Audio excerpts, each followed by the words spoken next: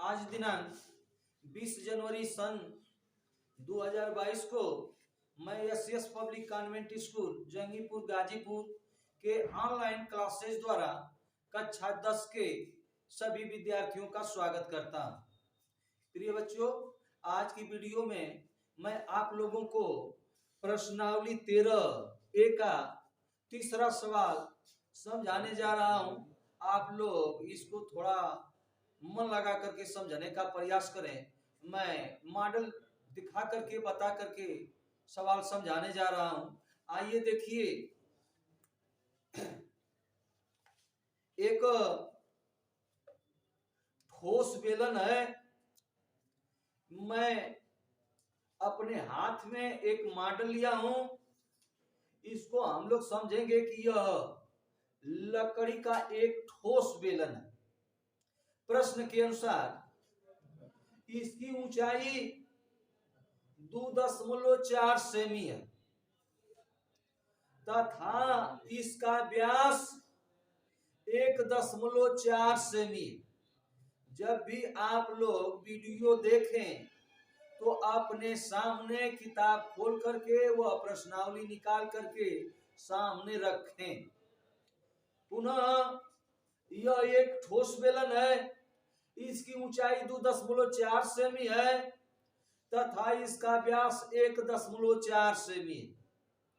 इसमें जो है एक शंक्वाकार खोल काटा जा रहा है, तो मतलब ऊपर से एक शंक्वाकार छिद्र किया जा रहा है।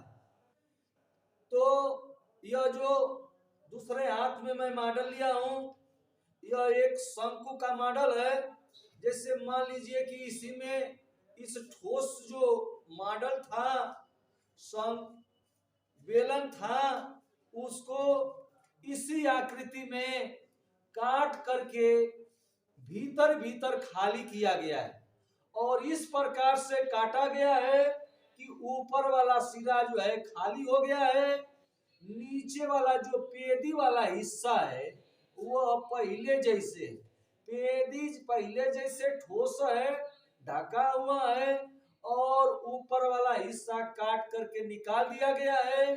इस बेलन में जो छिद्र किया गया है, जो खोल काटा गया है, वो जो है शंक्वाकार छिद्र है और जो शंक्वाकार छिद्र है उसका व्यास बेलन के व्यास के बराबर है तथा जब व्यास के बराबर होगा तो जो शंक्वाकार छिद्र काटा गया है उसकी त्रिज्या जो है बेलन की त्रिज्या के बराबर होगी।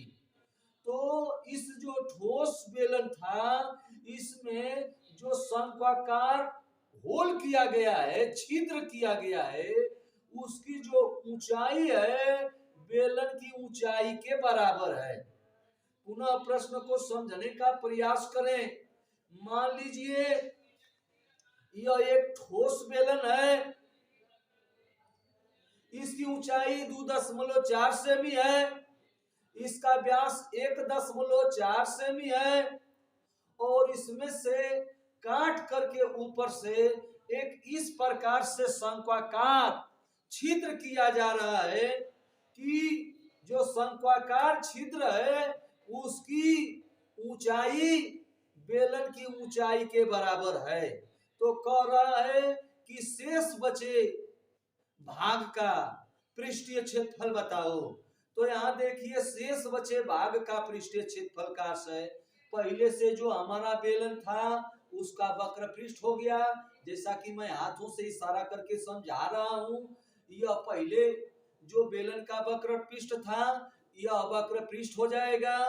बेलन का जो आधार था, बेलन के आधार का क्षेत्रफल, बेलन का वक्र पृष्ठ धन बेलन के आधार का क्षेत्रफल प्लस जो इसके अंदर शंक्वाकार छिद्र किया गया है उसका वक्र पृष्ठ निकाल करके तीनों को जोड़ देंगे तो वही जो है शेष बचे भाग का पृष्ठीय क्षेत्रफल आ जाएगा।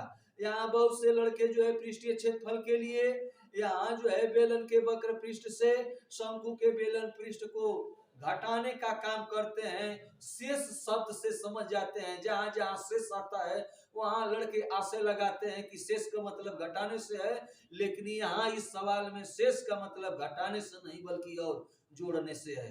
तो शेष बचे भाग का पृष्ठीय क्षेत्रफल का मतलब यहाँ 3 भाग को हमें जो है दिखाना है। बेलन का वक्र पृष्ठ, शेष भाग का क्षेत्रफल का मतलब बेलन का वक्र पृष्ठ, धन बेलन के आधार का क्षेत्रफल, धन काटे गए शंक्वाकार छिद्र का वक्र पृष्ठ। तीनों को निकाल करके हम योग कर देंगे तो जो योगफल प्राप्त होगा वही शेष भाग का पृष्ठीय क्षेत्रफल होगा। तो आइए इसको हम हल करते हैं। श्यामपट पर चित्र श्यामपट पर मैं बनाया हूं। ठोस का या ठोस बेलन का, ठोस बेलन की संपूर्ण ऊंचाई बराबर 2.4 सेमी, व्यास बराबर 1.4 सेमी, यह सब दिया गया है प्रश्न में। इसलिए त्रिज्या बराबर 1.4 बटा के 2 बराबर 0.7 सेमी। यह बेलन के संबंध में हो गया। चूंकि यह जो शंक्वाकार छिद्र है, अब लिखेंगे प्रश्नानुसार शंक्वाकार छिद्र, जिसको प्रश्न में खोल कह रहा है, शंक्वाकार छिद्र की ऊंचाई बराबर बेलन की ऊंचाई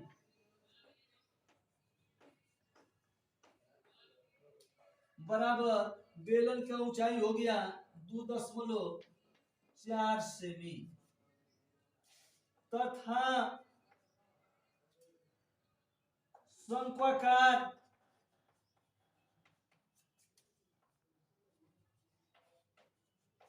छिद्र की त्रिज्या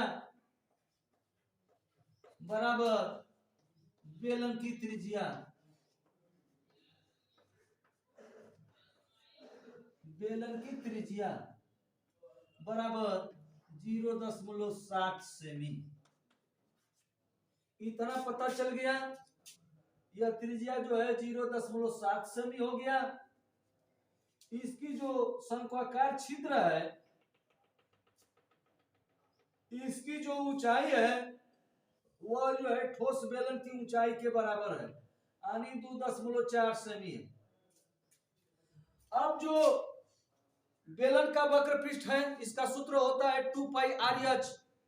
पहले हम पता कर लेंगे अपने सूत्र से कि हमें कौन कौन ज्ञात है, कौन ज्ञात नहीं है। तो बेलन का वक्र पृष्ठ 2 पाई RH, 2 पाई हमेशा 22/7 या 3.14, R त्रिज्या मालूम है, H मालूम है। बेलन का वक्र पृष्ठ हो गया। बेलन के आधार का क्षेत्रफल पाई R², R मालूम है, और शंक्वाकार छिद्र का वक्र पृष्ठ पाई RL। यल का मतलब तिरछी ऊंचाई, इसी को तिरछी ऊंचाई के नाम से जानते हैं। तो चूंकि यहाँ हमें इसकी तिरछी ऊंचाई ज्ञात नहीं है, और जब हम शंक्वाकार छिद्र का पृष्ठीय क्षेत्रफल ज्ञात करेंगे, निकालेंगे, तो वहां यल की जरूरत होगी। अतः पहले से ही हमें यल को ज्ञात करना होगा। अब इसके आगे निकालेंगे शंक्वाकार छिद्र की, शंक्वाकार छिद्र की तिरछी ऊंचाई,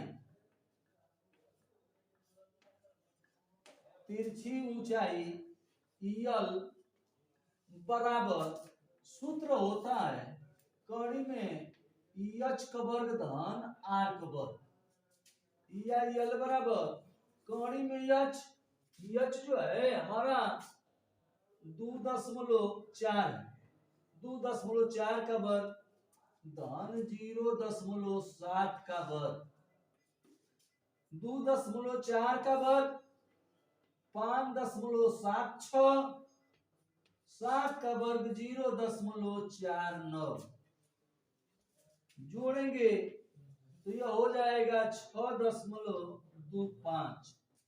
इसका वर्गमूल निकालेंगे तो यह हो जाएगा 2.5 सेमी। इस प्रकार हमने काटे गए खोल अर्थात शंक्वाकार छिद्र की तिरछी ऊंचाई ज्ञात कर लिया। अब कह रहा है प्रश्न में कि शेष बचे भाग का पृष्ठीय क्षेत्रफल बताओ। तब लिखेंगे इसके आगे, अब शेष भाग का पृष्ठीय क्षेत्रफल बराबर बेलन का वक्र पृष्ठ, बेलन का वक्र पृष्ठ धन बेलन के आधार का क्षेत्रफल, बेलन के आधार का क्षेत्रफल धन शंक्वाकार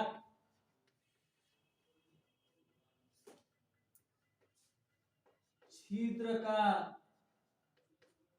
वक्र पृष्ठ। बेलन का वक्र पृष्ठ सूत्र होता है 2 पाई आर एच। बेलन के आधार का क्षेत्रफल पाई आर स्क्वायर और शंक्वाकार छिद्र का वक्र पृष्ठ का मतलब शंकु का वक्र पृष्ठ सूत्र होता है पाई आर एल। हमने सूत्र रख लिया तीनों का। अब इसमें से कॉमन देखेंगे। कॉमन हमारा हो गया पाई आर कोष्टक में 2h धन आर धन यल। मान रखेंगे पाई का मान 22/7, आर का मान 0.7, 2 एच का मतलब बेलन की ऊंचाई 2 सूत्र वाला हो गया। एच का मान 2.4 धन आर का मान 0.7 धन यल का मान अभी हम लोग निकाले हैं 2.5 मान रख देंगे। अब इसके आगे देखिए, यह 0.7 में 7 का भाग देंगे तो यह कट के 0.1 हो जाएगा। ठीक, और 22 में 0.1 का जब हम गुणा करेंगे तो यह हो जाएगा 2.2 और इसको गुणा कर देंगे तो 2 चौक को 8 और 2 दूनी के 4, 4.8 प्लस 0.7 प्लस 2.5 इतना हमने कर लिया। अब यह हो गया 2.2। अब यहाँ गुणते का चिन्ह जो है छिपा है, इसको हम जोड़ लेंगे। 8 7 15 15 5 20 हासिल 2, 4 2 6 और 2 हासिल 8 का मतलब इनका जब हम योग करेंगे तो 8.0 का मतलब 8 हो गया। अब 8 का इसमें हम गुणा कर देंगे। 8 दूनी के 16, 8 दूनी के 16 1 17 तो 17.6 वर्ग सेमी। या इसी को जब हम पूर्णांक में रखेंगे तो चूंकि दशमलव के तुरंत बाद वाला स्थान 5 से अधिक है, 6 है जो 5 से अधिक है, तो जब पूर्णांक में रखते हैं तो दशमलव के तुरंत दाहिनी वाला स्थान को देखेंगे 5 से कम होगा तो पूर्णांक जैसे का तैसे होगा। यदि 5 से अधिक 5 या 5 से अधिक होगा तो पूर्णांक में 1 जुट जाएगा। तो इसको पूर्णांक में जब हम लिखना चाहेंगे तो यह हो जाएगा 18 वर्ग सेमी। यही हमारा आंसर हो गया। इस प्रकार से यह सवाल हल हुआ। धन्यवाद।